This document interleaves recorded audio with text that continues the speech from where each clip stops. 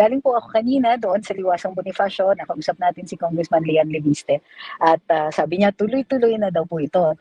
Ang purpose po ng pagtitipon nila sa Liwasang Bonifacio ay para protestahin ang pagtataas ang hindi makatarungang pagtataas ng presyo ng langis at sa kawalang aksyon na nanggagaling sa administrasyon para ibsan yung paghihirap ng mga tao.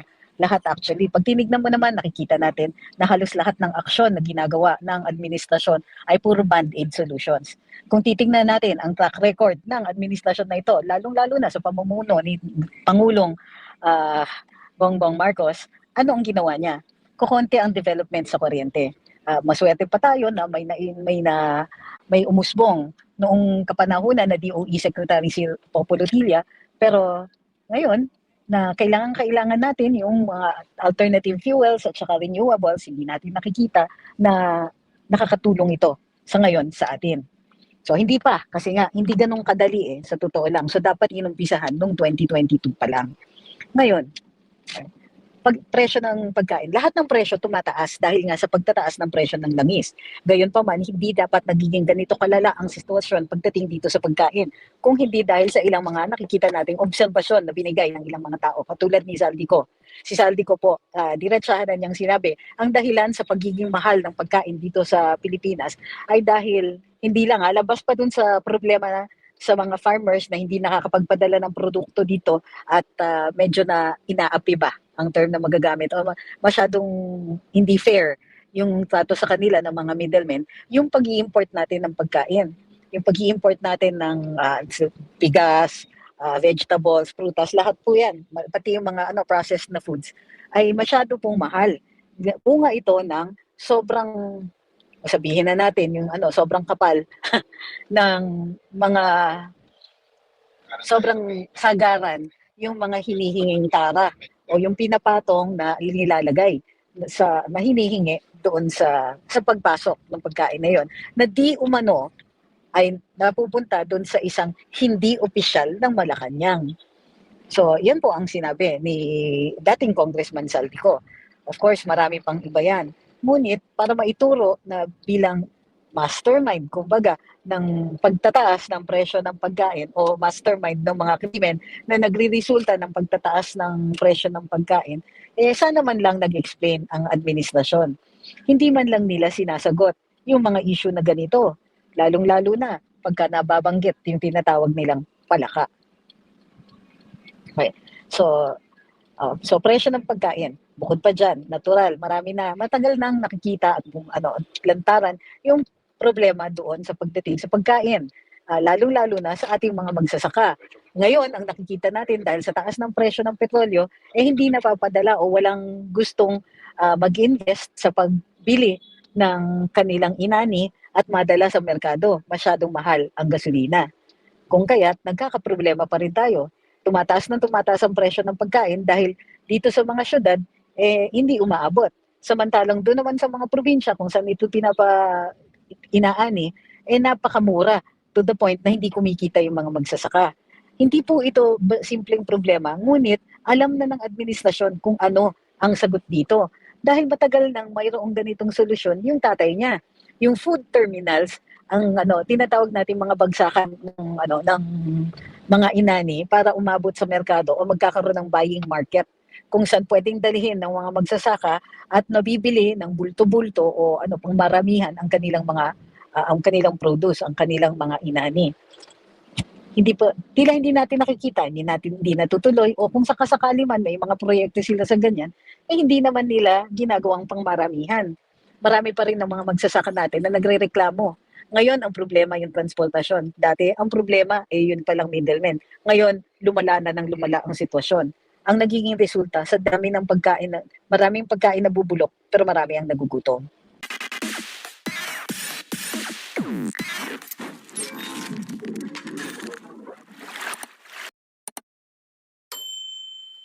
Yung partisipasyon ng mga yan, ng mga non-government officials, kumbaga, ay kailangan maimbestigahan, kailangan matanong. Meron ba talaga? Kasi masyadong malakas na yung sabi-sabi. At sa panahon ngayon na nahihirapan ng mga tao, ang dapat hindi ipinagkakaila ay yung mga paghuhuli ng mga nananamantala sa sitwasyon. Sabi ni Cedar, hindi makontrol ang mga oligarko kasi malaki utang na loob niya sa mga yon, kaya wala siyang magawa at isa nakikinabang pamilya niya, kaya ito ang nangyayari ngayon. Totoo yun. Kumbaga, marami siyang pinagbibigyan masyadong maraming ah, ah, kumbaga, yung mga oligarko kasi mga family friends eh. So ang problema nga niya, hindi lang sa hindi siya makahindi, active naman talaga siya, nabigyan sila ng mga pagkakataon na makabawi sa pangunguntata sa gobyerno. So, pag-usapan natin yung talumpati ni Mayor Baste kahapon. Medyo, medyo sutil-sutil si Mayor Baste. Sabi nga niya, explain niya, pagkatapos kasi ng election last year, medyo napagod siya. So, humina muna, nag-lie low muna siya. Pero ngayon, he's back. Kasi syempre, kailangan makasiguro tayo na fair yung susunod na eleksyon. At, kumbaga, si VP Inday gets a fair shake. So, nagkaroon ngayon ng Ridge Coalition. Ano itong Ridge Coalition? Pinamumunuan ni Mayor Baste. Ito ay mga grupo ng mga partido. So, andyan ang PDP, andyan ang Reforma na party, at saka may isa pa eh. Pagkatapos, meron din yung mga parallel groups tulad ng Maisog at iba pa. Para dun sa mga nanonood na mga kasapi ng ibang mga parallel groups, loud and proud, lagay niyo po dyan sa comment section namin para mabasa po namin ang mga pangalan ninyo at ang pangalan ng inyong parallel group. Hi kay Bong Casino from Oriental Mindoro. Ay, you're welcome po sa photo. Sabi ni Ma'am Corazon, sa Facebook po ako naka-view. Okay naman po. Good evening. Ay. Sabi ni Jorsey, takot manghuli yung yung mga law enforcers kasi nga kinakasuhan sila ang sumasalungat sa mga magnanakaw, sabi niya. Alam na pala, di pa ngayon ka magsalita kung kailan, kung kailan ka nagigipit, kung dati lumagay na siya sa tama, maaga sana naiwasan. Ano po yung sinasabi ninyo, Sir Guillermo? Hindi ko yata naintindihan yan.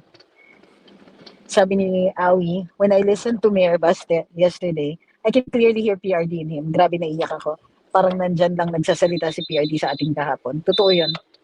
Kahit noon ko pa napansin yan pag pumipikit ako at narinig ko si Mayor Baste, ang nadidinig ko si PRD. Sabi ni Bao, Rui Long, gag talaga mga MSM, dapat ganito pag live, makaka-react ka ng emoji icon. Kung kay B ngayon, puro recorded. Talaga, kaya nila manggoyo, kaya nila, mga digital creator mag-live stream sila kasi. Okay. Sige po. Sabi ni Oli Noel, what to do now? What do you mean what to do now? We will continue. Dok, ganito yan ha. Hindi tayo bumibitiw sa social media, napansin nyo ba? Darating ang eleksyon.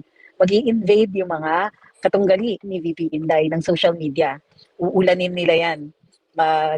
Mag-hire ng mga trolls yan, mag-hire sila ng mga vloggers nila at maglalabas ng balita para para maapektuhan si VP Inday. Yun po ang dapat pinoprotektahan natin. Si VP Inday, yung character niya at pinoprotektahan natin siya from character assassination. Yun po ang ating direktiba ngayon. Bukod pa din hindi direktiba. Yan ang plano po natin ngayon. Yan ang ating pakay ngayon, protect VP Inday. Bukod pa diyan, of course, kailangan makasiguro tayo doon sa mga nasa administrasyon na hindi po forever ang kanilang kapangyarihan. Paalala po natin, hindi forever yan at darating ang panahon na sila rin po ay mananagot. Kaya mas mabuti para sa kanila na tumigil na sila sa kanilang katiwalian or ilaglag na nila. Kumbaga, bistuhin na nila yung mga tao na may intention talagang makawala at makatakas sa accountability nila para sa mga ginawa nila sa ating bayan, sa kabanang bayan at sa atin. Thank you kay Leo Greg Imperial.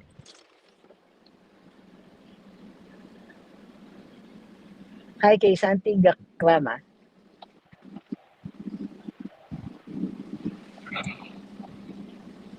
Yan, naantok na ako. Kaya nga pumaaga tayo nagla-live Kasi antukin ako ngayon.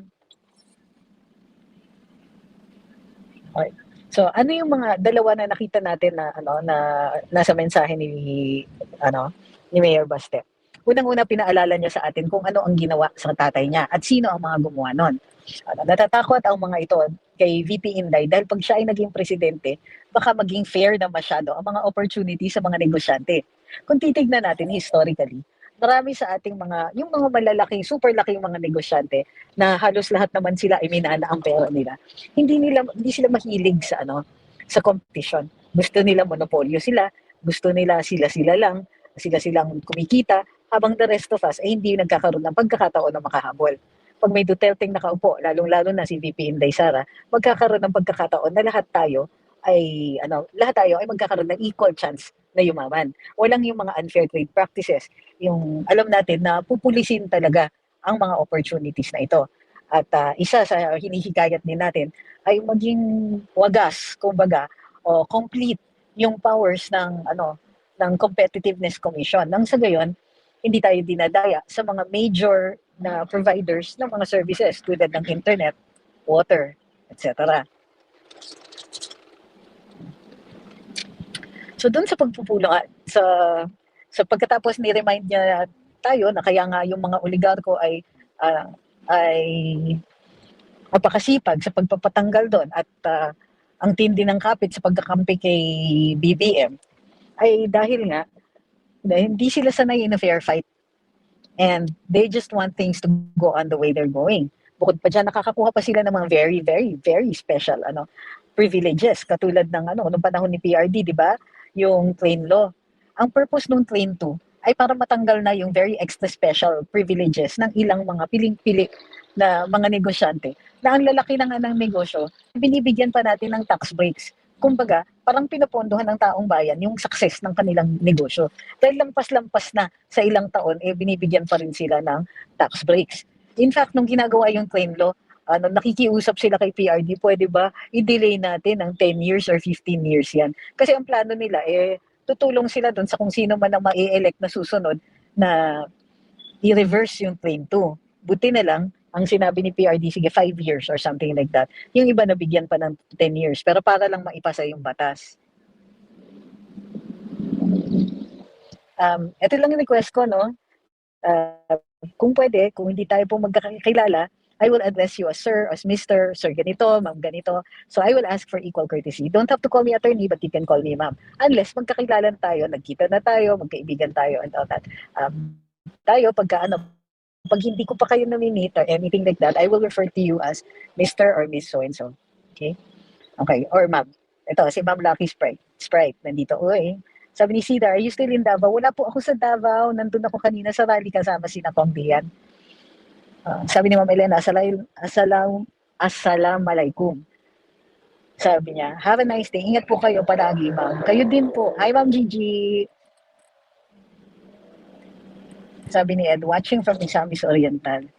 Hi, kay Pobreng Pinoy, kay Cedar. Alam niyo, attorney, the way magsalita si Mayor Baste, PRD talaga.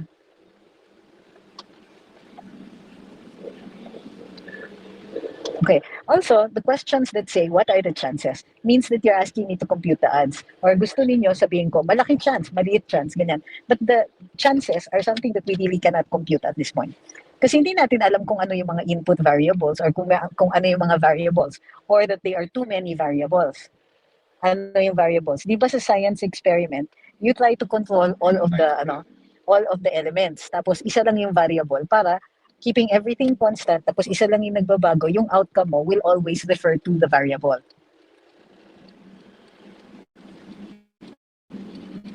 Sabi ni Ken, effed up na ang Pilipinas, biruin mo gumawa pa ng bait ang Pangulo para palabasin sinungaling kampo ni VP. How effed up is that? Chaos na Pilipinas, ganun pa ginagawa niya. Wala talaga siyang concern sa mga Pilipinong naghihirap. Puro interest na lang ng ina niya, I guess. So, I understand your feelings po. But that's why, tinutuloy natin ang advokasya. Ito yung problem, is that some people think that we have to be doing something and that speaking out is not doing anything. That's not true. Kasi nga, bakit powerful ang media? Ang media, words lang yan. Diba? Words and images yan. Hindi ba social media is exactly that? Hindi pa pag nagpo-post tayo, gayon din yan. But media is supposed to keep our politicians in check. And we have been doing that. So pagka inuulan ng batikos, inuulan ng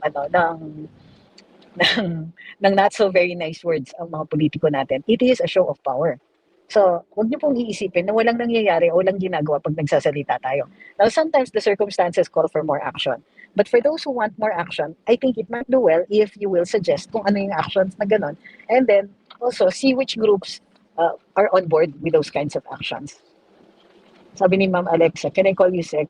I was the department you headed po. Hi! Of course you may, because, di ba, were you one of my directors? Alam nyo, sa totoo lang, for those who are here and who are listening, what I want you to know is this. Many of the officials in this administration are not, their appointment papers aren't worth toilet paper. Pero yung mga plantilla ko, the ones who have been in government for a while, the ones who were in the plantilla in OPS, as we called it then, they're the best workers anybody could ever ask for. Sabi ni Ma'am Gigi, pinagluloko na tayo ng mga namumuno sa Malacanang, akala siguro tanga at idiot ang taong bayan, kapal ng mukha. Well, yes, I suppose people are referring to the now infamous jogging and jumping jacks palabas ng ating pangulo. It's a super gas-gas stunt, di ba? As in, sabi nga ni Kong Lian, naniniwala ka doon. So, gusto kong sabihin, I would if I was born yesterday, pero sabi ko, Kong, super gas-gas naman. We could have thought of something more credible, like holding a press briefing live. How about the town hall meeting, Mr. President? Diba?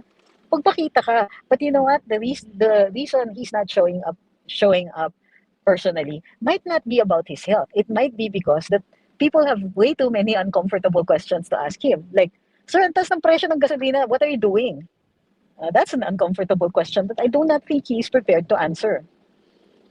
Instead of jumping jacks, tell us kung kailan at magkano ang tatagal pagbababa ng presyo ng gasolina. And tell us kung bakit hindi mo mapababa. Hindi mo ba mapakiusapan ng mga yan? Diba? Paano kung gera? Papayagan mo na ganyan kataas ang presyo ng gasolina?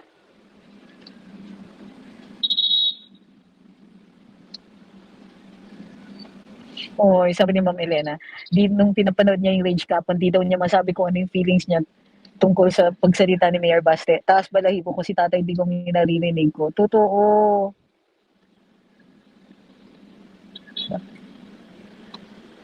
Lalo na yung magtanong siya na kumain na kayo. Oo, tatay na tatay yun. Yan si Tatay Digong, kakare niya sa tao na aalala ko tuloy yung pinakain niya yung mga nagrarally na magsasaka sa Manila Hotel. Grabe sa taba ng puso. Tatay Digong, mapagmahal kaya di talaga siya makakalimutan ng mga Pilipino. Lalo na kami mga OFWs. Yes, sir, ma'am. Sabi ni Patatutini, tama to. One of PRD's threats against the oligarchs was for government to take over their businesses. Can the government redeem public utilities that have been awarded to these oligarchs before? Well, for example, ngayon si BBM. Hindi niya ba napansin? Pag tinatanong siya tungkol sa are you taking over the businesses? Let's not talk about that. Bakit? Takot siya. Yun ang takot. Yun ang masasabi natin na kinatatakutan nila yung mga oligarchs. Sorry, parang mahina yata yung aking. Pasensya na po. Parang mahina yata yung yung earphones ko. Sandali. Dion, can you charge these? Dion. Hindi ko mahanap uli eh. Ito yung charge. Can you charge the earphones? Ay, nasa iyo nga pala yun, Hi kay Blood Free. Nanonood siya sa Pagadian City, Zamboanga del Sur. Yes. May mga taga Pagadian na nandun sa Rage Coalition kagabi. Kakatuwa kayo. Winston, ngayon na nakita ang tapang muli ni Baste at pang-aapi sa mga poorest of the poor ng administrasyon. It is not too late.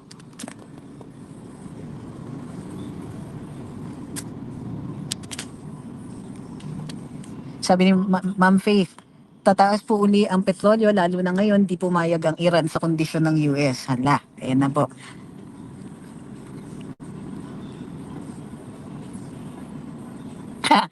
Sabi ni Ma'am Farah, itsura ni BBM kanina habang nag-jumping jack, lakas ng amat sang itsura. Di na siya nakakatuwa talaga.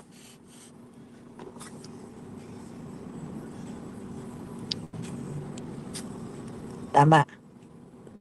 Sabi ni K3RO, si BBM, kumasa sa hamon, magpakita at mag-press con. Pero yung hamon sa kanya ng hair follicle drug test, di ginagawa.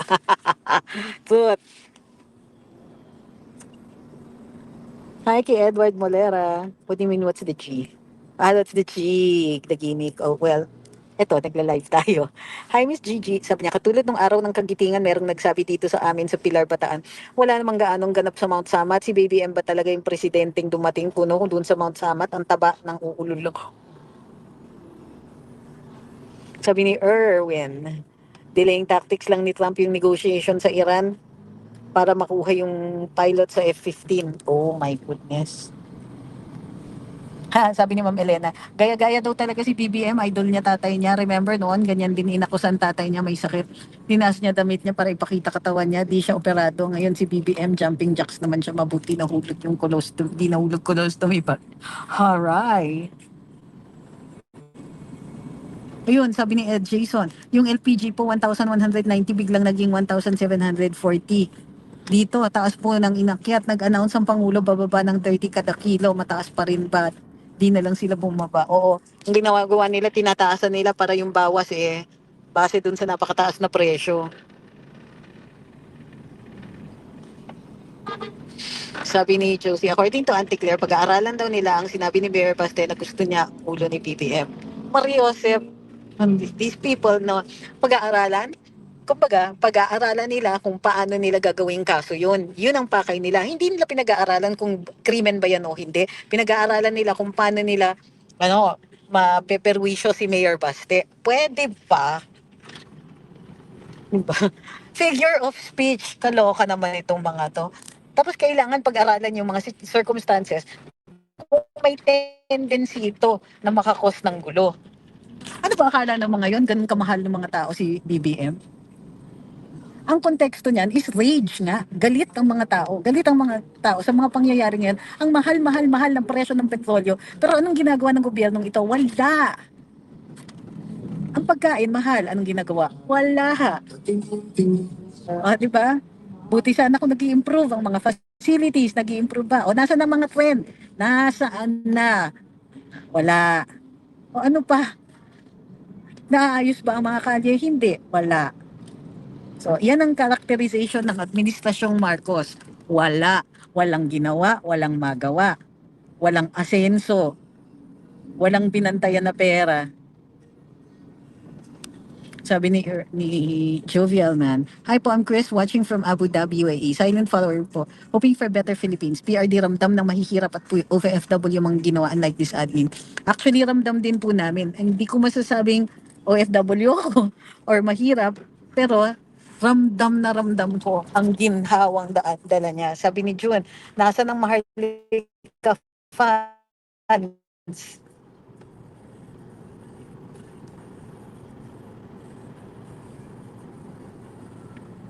Excited na din po ba kayo sa hearing sa HOR bukas? Hindi ako excited makinig sa mga kasinungalingan ni Madriaga. Sabi ni Kaupe, gusto itong mga bangdi at mga alipores nila at oligarko ang maperwisyo ang buhay. Sana mga to hindi na makatulog, hindi na makontento. Totoo yan. Magkano na po ba ang naligaw na pera? Magkano na po ba ang nawawala sa budget natin pagkatapos tuloy-tuloy pa rin sila? Naku. Sabi ni Erwin, ayaw tanggalin yung excise tax at babaan yung VAT dahil mababawasan yung pondo sa infrastructure, wala silang ginawa. Totoo yan, yan. Sabi ni Ronald, hindi bobo at tanga ang tingin sa atin ng gobyerno, powerless at helpless yan ang tingin nila sa atin. Alam nila na wala tayong magagawa kahit anong bendalo ang gawin nila, kaya gayon na lang kagarapan. Hindi ko masasabi yon. Kasi sa totoo lang, takot sila. Takot ang mga kawani ng gobyerno, lalong-lalo na ang mga opisyalis na ito, sa galit natin. Kaya nga, bakit sa tingin ninyo, lahat lang ng kalaban ni VP Inday ay nasa Committee on Justice, pero doon mismo, sa plenaryo, hindi. Kaya nga, itong Committee on Justice, sa totoo lang, kung siguradong sigurado sila doon sa mga pangyayari doon sa plenaryo na makakasuhan si VP Inday sa Senado, magta-trial si VP Inday sa Senado, matagal na nilang tinapos ito.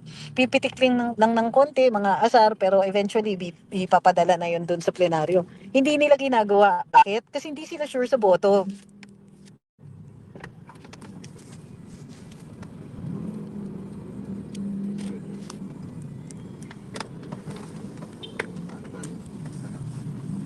Sabi ni Ma'am Emma, handa na raw po si Ridon, bloodbath si VP Sara, grabe ang tapang niya. Hindi sila nakahalata, sila yung nababloodbath ngayon. Marami pong ginagawa ang admin, sabi ni Edgar. Laging may meeting, laging may pinag-aaralan, wala lang nangyayari. Ma'am Febeses, hindi ako excited sa hearing nila. Sila-sila lang naman. Akala ko may TRO na. Hindi ko na alam ngayon ano ang totoo. Nagkakalituhan na. Well, ang tingin ko bakit ang TRO ba nilabas kaagad ng ng Korte Suprema nung last year? Hindi naman, di ba? Pero panalo. Bilyones daw nawawala, sabi ni Meet Seal. Mga pesting yawa na mga ganid sa power at pera, may karma din darating. Salamat Supreme Court, grabe news blackout. Yung oral arguments. Ay.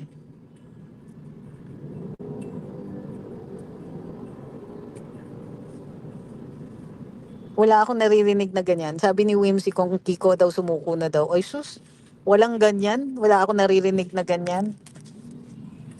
Nagsalita ba si Kong Kiko?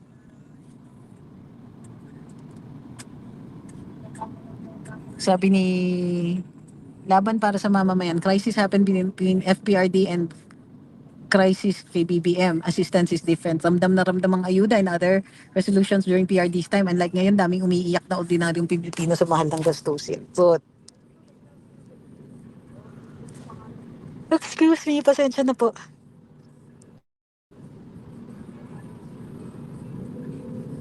Sabi ni Meme ko, ay akala mo, unang-una, papatulan kita ngayon lang kasi naka-all caps ka. Pag all caps kasi normally hindi ka namin babasahin. Pero obviously, you're trying to make us feel bad about VP Inday or trying to make it look like si VP Inday ay takot or something like that. Di po mag-work yan. Basahin ko, sabi ni Meme ko, di po ba kayo excited na masagot ni VP sa punto por punto at ebidensya por ebidensya ang mga kinasa sa kanya para malaman natin lahat ng totoo? Excited ako na mangyari yan sa hukuman because the Committee on Justice is not a court. We do not expect a fair fight from the Committee on Justice. So lahat ng mga gagawin o sa tatanungin nila kay VP Inday, we do not expect them to give her a fair chance to answer. Alam niyo kung bakit? Because they did that to her in the Committee on Good Governance. Pinatawag siya, di siya binigyan ng pagkakataon sumagot. Ilang beses na pinatatawag siya para aksayahin ang oras niya. Bukod pa dyan, yung mga tinatanong nila, katulad ng mga taga-COA, katulad ni Attorney Laika, anong ginagawa nila? Ginugulpi nila. Ginugulpi nila with unfair questions na hindi nila matutulan at hindi nila ma-objectan. The Committee on Justice is not a court. And so there will be no objections. There can be no direct or cross-examinations. There is no opportunity to... Bakit dito? Small siya. Nandito siya small. Okay. There is no opportunity for her to answer fairly and completely.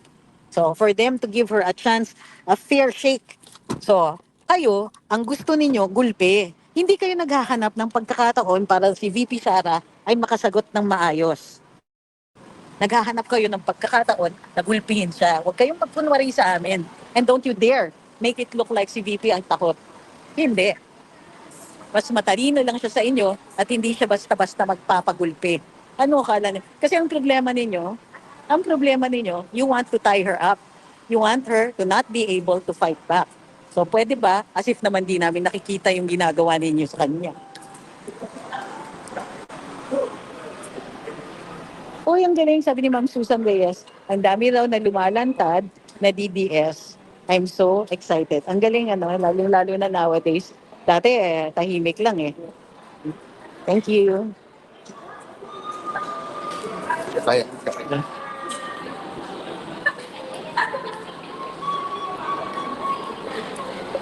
Para dun sa parang Kobe, bago ka ba dito? Di ba, pumapatol tayo sa mga yan. Alam niyo kung bakit? Because they affect the algorithm.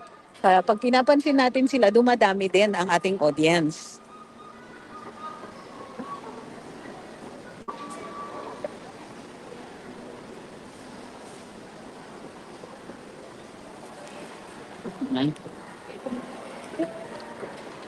Sabi ni Ma'am Marilo, matalino si VP Sara, di siya tanga katulad ng amo nila.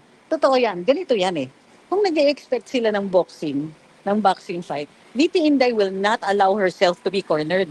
Kaya kapag namukha ninyo sabihin na takot siya, ay hindi, that's not how it goes. It's a game of strategy. Kahit sa military, di ba, anong ginagawa nila? You take the most advantageous position. Iiwas ka dun sa mga posisyon kung saan ka magugulpi. So if you think that you can make us believe na umiiwas siya sa laban, that's not true. She went head-on into the fight by taking it to the Supreme Court. Doon kayo takot. Tignan ninyo, anong sinabi ni na kung Ridon? Di daw sila magpa-participate. Yan ang duwag. Because the Supreme Court is a fair fight. The Supreme Court is a fair venue. The Committee on Justice is not.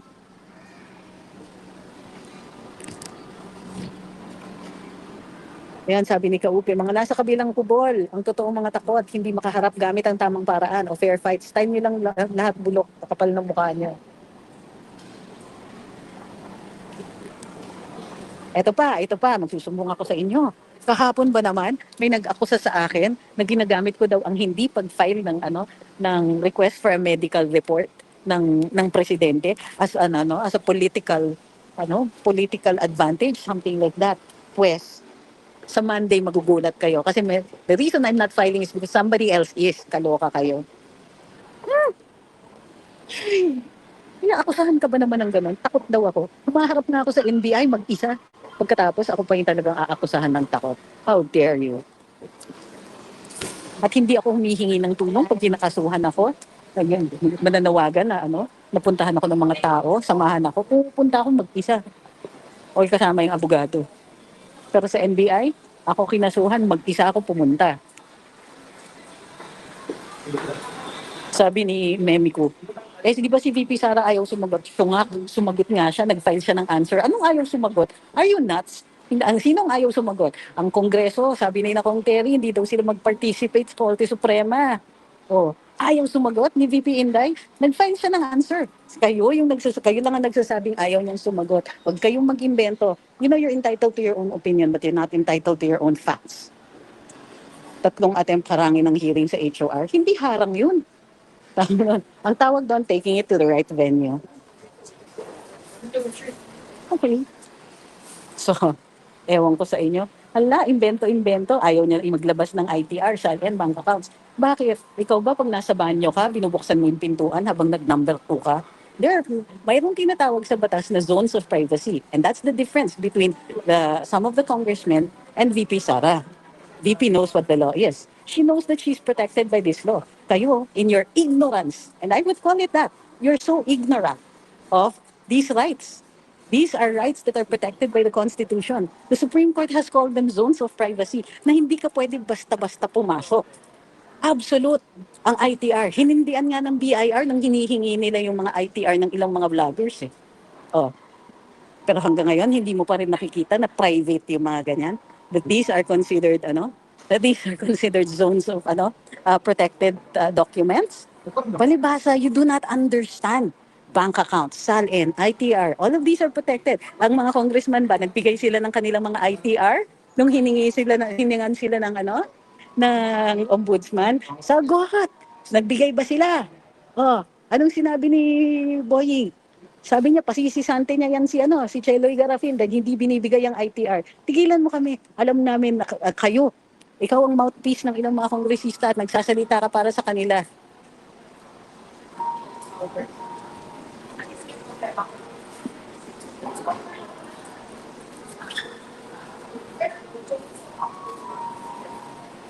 Hindi po ako nasa-stress. Please don't tell me na wag kong pansinin because it's an opportunity to answer back for Inday.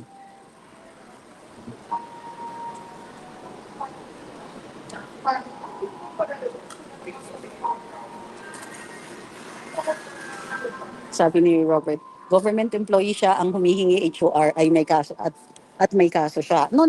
That's not true.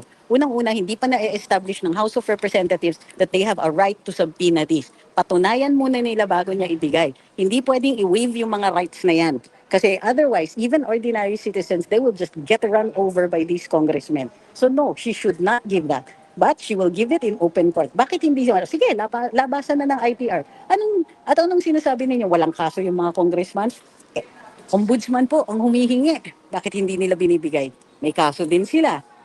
So tigilan ako sa mga ganyan. Those arguments are specious.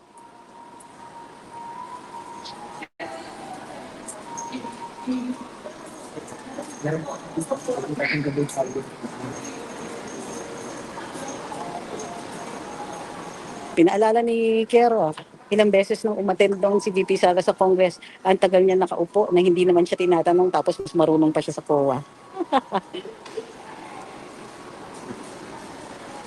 Paano na lang yung nakaraan na impeach na leader? Ano si Inday Special? Ano akala mo sa Supreme Court? Diba? Kung yung iba, hindi sila nagtanong sa Korte Suprema, that was their own lookout. Si VP Inday nagtanong. At karapatan yan ng kahit sinong humaharap sa impeachment na dalhin ang mga matters of grave abuse of discretion sa Korte Suprema. Kung wala naman issue ng grave abuse of discretion, hindi yun nadadala. In VP Inday's case, maliwanag yung grave abuse of discretion, kaya dinala doon. Tandaan po ninyo, karapatan umakyat sa Korte Suprema. Sino kayo para magsabi na hindi siya pupunta? Hindi kayo yung hukuman. Hukuman ang magde-decide whether or not she can go. So, yun yung problema ninyo eh. Akala ninyo you have a say in somebody else's right and their right to exercise it. Karapatan niya yun. Ang kapal naman ng ibang mga tao dyan who think that you have a say in her decision.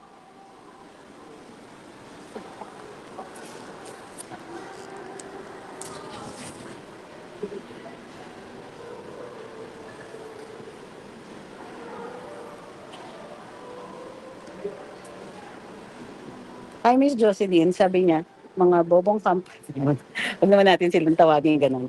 They just did not have the same opportunities that we do to this kind of information. Huwag naman natin silang tawagin bobo. Kumbaga, wala lang silang mga pagkakataon or even inclination na hanapin yung totoong ebidensya o yung kung ano yung sinasabi dito sa batas. Although kaya sinasabi natin, alam natin kung ano yung mga argumento dito, may pagkakataon tuloy silang marinig. Ngayon, kung ganun pa rin ang pag-iisip nila, wala na tayong magagawa. Nabigay na sa kanila yung kasagutan and yet they choose that zone of ignorance.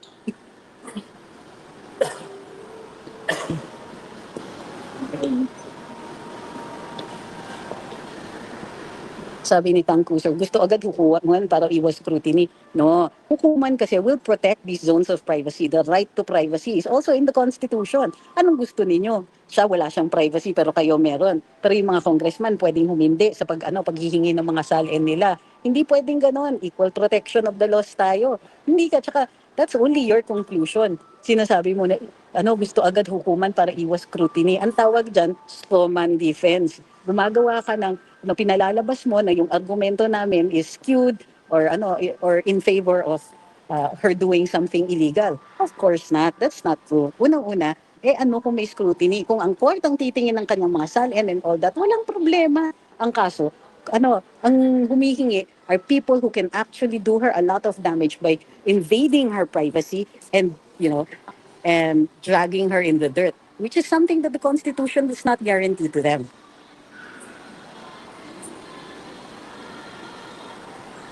Sabi ni Tang Cruiser, ang maisog, walang inuurungan. Wala talaga. Kaya nga siya nasa Korte Suprema. Kayo yata yung umuurong eh. You know, the court, that's a fair place. Bakit ayaw ng mga kaibigan mo? Bakit ayaw ng Kongreso? The moment they opened up the impeachment, the moment they made these decisions, they knew that they are open to Supreme Court scrutiny. Ano akala ninyo? Walang repercussions yung pag-i-impeach sa kanya. For every action, there's an equal and opposite reaction. Ang ayaw ninyo ay gamit ng karapatan si VP. Yun lang, gusto niyo lang itali. Gusto niyo na kayo lang ang nakakaprotekta sa karapatan ninyo pero siya hindi. So, okay, we've given you enough time, that's it. Hindi mo mapatunayan yung side mo.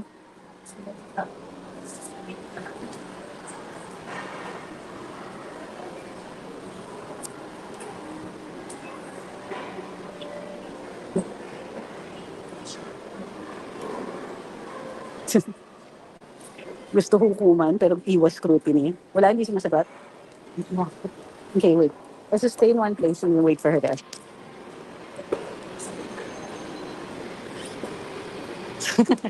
Siyempre, sabi ni Eme, siyempre, hindi naman sila nakasuhan for impeachment. Natural, kasi hindi impeachable official sa mga congressman. Be reasonable. Ano ka ba?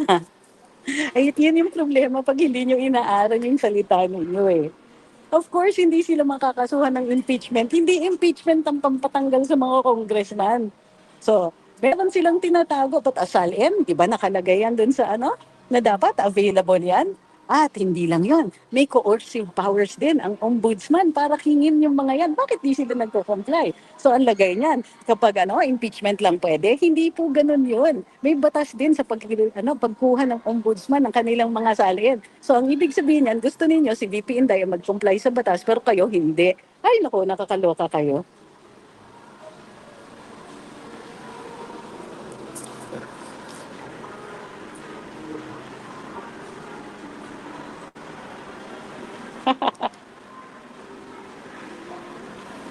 Sino yung 5 lang yung friends? Aalisin natin yung mga yan. Oy, wawa naman. Ano? Ayan na. Lock na. Nasaan yung isa?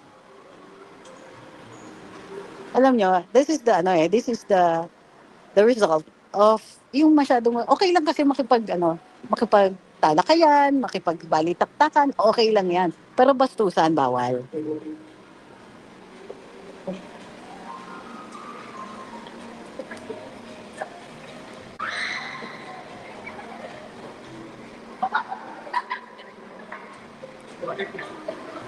Good evening, Ma'am Jean.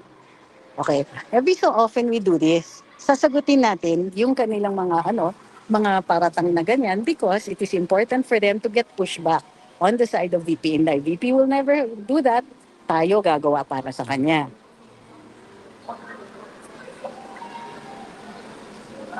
Sabi ni Ma'am Ola, oy, mag-like naman kayo bago magbarda. Ano meron tayo? Hello. Nakotsyerong Jekoy says, thank you sir, content nyo. Kaya nga ng mga kasama mo yung mga oral arguments sa Supreme Court. Ba't ni isa walang nag-content sa inyo? Huli balbon, no? Hirap i-defend. Nag-meeting pa.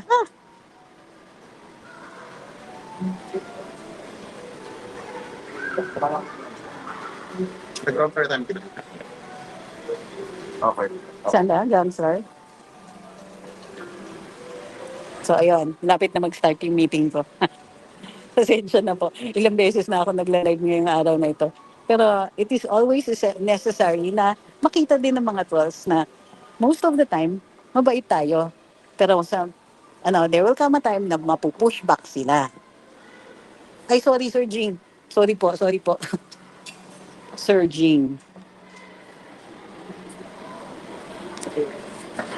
Good evening, kay Fujoshi.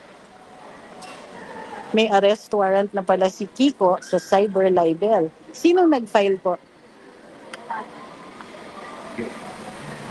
Available naman po yan eh. Magpa-file lang siya ng bail.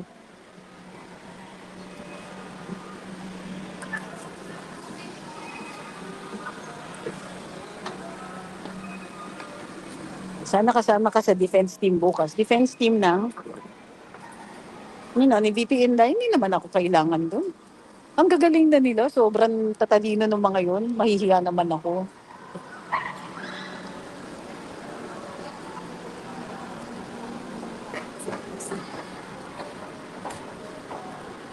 Birthday ni Kenny daw ngayon. Mamaya, don't greet me. Pareho tayong aris ni Tatay D.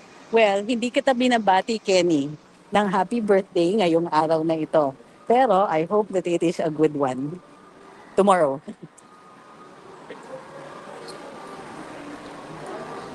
So yun. Maraming salamat po. Kasi makikipag-meeting pa ako. Walang lipstick. Nagkalat ang photo ng Agban na tumatakbo sa labas ng Malacanang after press briefing at yung mga bayarang media tuwang-tuwa. I hope hindi siya hiningal.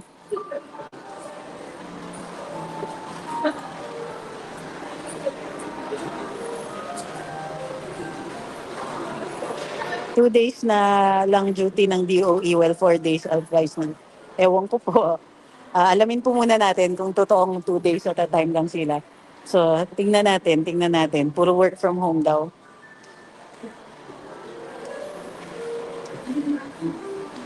Mabuhay po kayong lahat. Hi Noel, wala na mapanood matino mga trolls po. Kaya pumasok po sa channel ninyo. Kawawa sila kasi uhaw sa katarungan at kaalaman kasi kapit sa patalim. Bayad lang po sila kaya labag sa kalooban.